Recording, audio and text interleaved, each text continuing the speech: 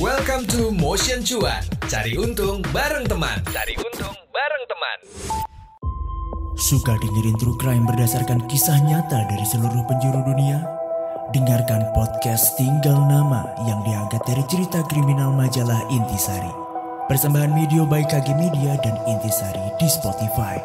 Saat semuanya sudah terlambat.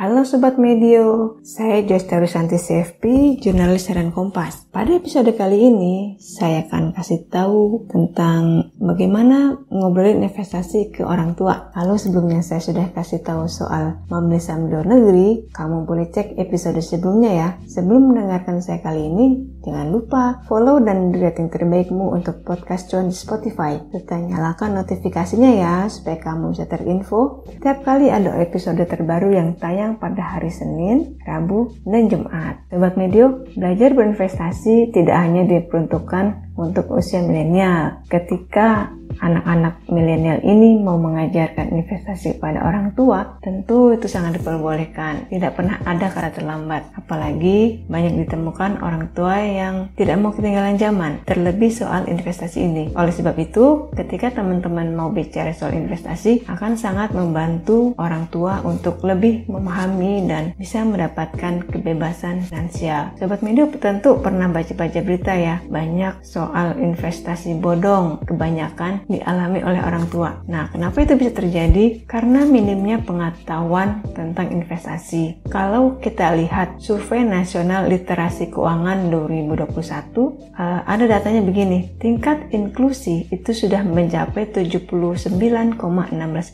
Sementara tingkat literasi keuangan secara umum hanyalah 38%. Lebih khusus lagi, tingkat literasi pasar modal cuma 5%. Coba bayangin, itu apa sih artinya angka-angka itu? Artinya gini Sobat Medio, di antara 100 orang, ada 79 orang yang sudah terpapar soal produk keuangan. Paparan ini bisa dilihat dari TV, dari internet, bahkan dari WhatsApp group ya, dan dari sosial media. Itu banyak sekali soal investasi. Sudah banyak sekali orang yang terpapar soal investasi ini. Tetapi tingkat literasi atau pemahamannya cuma 38%. Jadi di antara 100 orang itu yang terpapar 79 orang, yang paham itu cuma 38 orang secara umum ya. Ini produk keuangan secara umum. Nah, khusus produk di pasar modal, dari 100 orang itu yang paham cuma 5. Tidak heran ya Sobat Medio, mau aja ditawarin produk ini, produk itu, diiming-imingi imbal hasil sekian persen, tapi sebenarnya mereka tidak paham karena mereka belum mengetahui tentang investasi. Balik lagi ke niat teman-teman untuk memperkenalkan soal investasi. Caranya gimana sih? Pastikan orang tua kita tuh nyaman ketika bicara, karena terus terang aja mungkin zaman orang tua kita investasinya itu cuma logam mulia, tanah, paling banter itu aja. Mereka tuh belum tahu yang namanya saham, yang namanya obligasi, apalagi yang namanya bitcoin dan segala macam, itu pasti belum paham. Teman-teman pelan-pelan ya kalau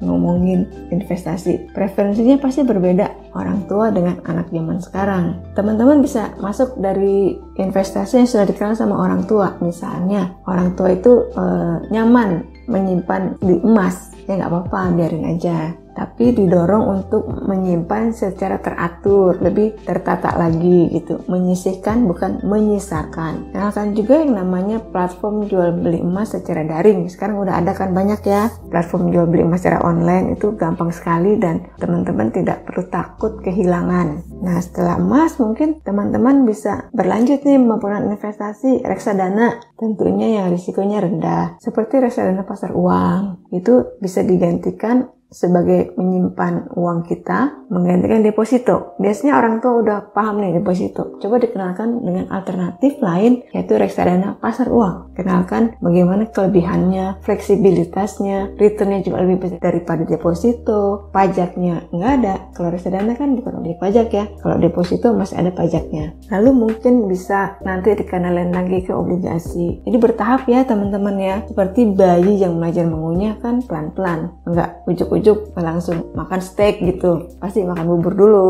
Sama seperti kita memperkenalkan investasi kepada orang tua. Setelah itu teman-teman boleh memperkenalkan misalnya ke crowdfunding. Siapa tahu ada orang tua yang pengen punya minimarket rame-rame nih, tapi modalnya belum cukup. Kalau ke crowdfunding kan kita bisa 1 juta aja sudah bisa punya minimarket. Bertahap ya teman-teman memperkenalkannya. Jangan tiba-tiba orang tua kita diajak beli Bitcoin, paginya untung, sorenya udah ambles, kan kasihan, nanti kapok, nggak mau berinvestasi lagi. Jangan lupa juga ingatkan untuk berinvestasi itu pakai uang dingin, jangan pakai uang arisan tetangga atau jangan pakai uang pinjam. Nah, menurut saya teman-teman, pengajaran yang baik, yang mudah dan gampang dipahami itu adalah kita memberikan contoh. Teman-teman berikan contoh, kasih tahu, Ma, aku udah mencoba nih beli obligasi retail 1 jutaan, nanti hasilnya begini, itu dijamin pemerintah. Teman-teman membuka percakapan dengan yang ringan-ringan aja, jangan terlalu berat. Karena masih banyak orang tua itu yang merasa asing dengan investasi model sekarang. Teman-teman pelan-pelan memperkenalkannya ya. Kalau saya ditanya apa sih investasi yang cocok untuk di 45 tahun ke atas,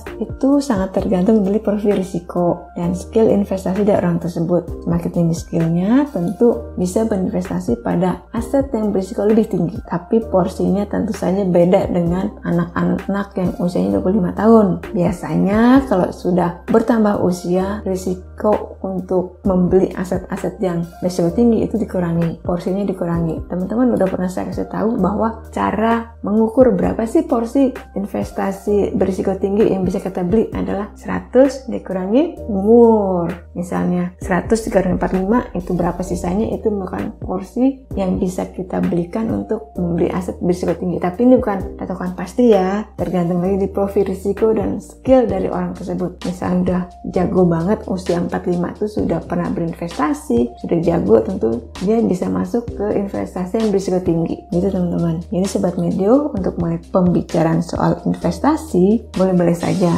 sampaikan pada orang tua kita keunggulan investasi apa, pengalaman apa yang sudah kita dapatkan dari berinvestasi, keuntungannya apa. Mungkin teman-teman bisa coba buka, Ma, aku kemarin beliin hadiah lebaran atau hadiah Natal, ini dari uang hasil investasiku loh, aku udah beli reksadana, aku beli saham, dan itu udah untung dibelikan untuk hadiah buat mama. Jadi gimana, mama mau gak nih ikut berinvestasi, kira-kira begitu. Secara bertahap ya teman-teman, dan lihat situasi juga apakah orang tua emang lagi enak untuk diajak bicara soal investasi. Terima kasih buat kamu yang sudah mendengarkan episode cuan kali ini. Jangan lupa ya untuk follow akun Medio by KG Media, juga Instagram saya di joyce2014 dan juga Instagramnya Harian Kompas. Kirimkan juga saran ke email podcast@kgmedia.id dan dengarkan terus podcast cuan di Spotify untuk mendengarkan inspirasi menarik lainnya soal pengelolaan keuangan, investasi, dan aktivitas finansial lainnya. Saya Joyce Taulisanti CFP, Jurnalis Harian Kompas. Pamit dulu ya. Tunggu episode berikutnya. Bye. Itu dia Motion Cuan. Cari untung bareng teman di minggu ini. Sampai ketemu di episode minggu depan.